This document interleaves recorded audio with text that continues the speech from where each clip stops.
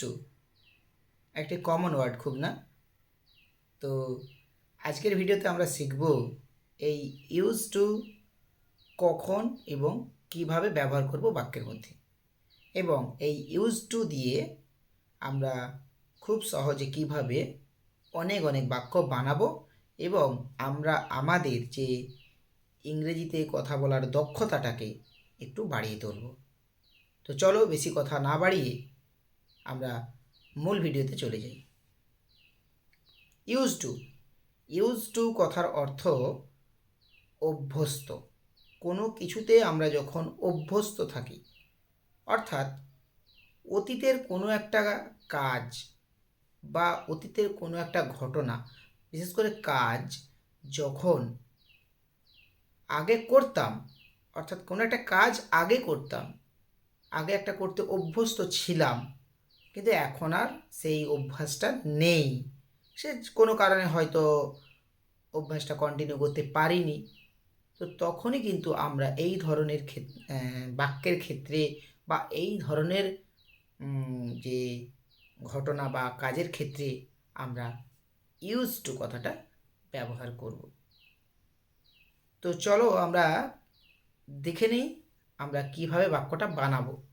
তো অবশ্যই এখানে একটা কথা মাথায় রাখতে হবে যে গঠনটা, যে বাক্যের মধ্যে use to plus V1 use করতে হবে, অর্থাৎ subject use to plus V1। তো এই গঠনে কিন্তু আমরা বাক্যগুলোকে খুব সহজে বানিয়ে ফেলব। চলো আমরা কয়েকটা উদাহরণ দেখে নিই। আমি বাগানে যেতে অভ্যস্ত ছিলাম, তাহলে I use to go in the garden, to the গার্ডেনও বলতে পারো। আমি গল্পের বই পড়তে অভ্যস্ত ছিলাম, তাহলে কি হবে?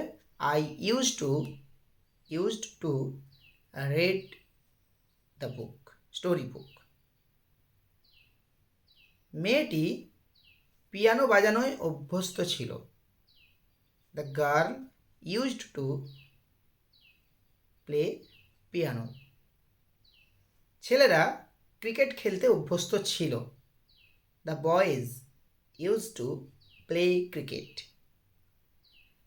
আমি ব্যায়াম করতে অভ্যস্ত ছিলাম, I used to do the yoga. তো এই ধরনের কিন্তু বাক্য আমরা খুব সহজেই বানিয়ে নিতে পারবো এই ইউজ টু একটি মাত্র ফ্রেজ ব্যবহার করি। তো আশা রাখি যে ভিডিওটি তোমাদের ভালো লেগেছে। আর যদি মনে হয় যে ইউজ টু ওয়ার্ডটা তোমরা ব্যবহার করতে পেরেছো, এবং তোমরা যদি মনে হয় যে তোমরা ইউজ টু ব্যবহার করতে পেরেছো বা শিখেছো, তাহলে অবশ্যই ভিডিওতে একটা গঠনমূলক কমেন্ট করে যেও আর একটা লাইক দিয়ে দেও, কারণ একটা লাইকে কিন্তু আমরা ভিডিও করার একটা অনুপ্রেরণা পাই। আর এই ধরনের লার্নিং ভিডিও পাওয়ার জন্য অবশ্যই আমাদের সাথে যুক্ত থাকার জন্য এই পেজটিকে ফলো করে রেখো, এবং ইউটিউব থেকে দেখলে চ্যানেলটিকে সাবস্ক্রাইব করে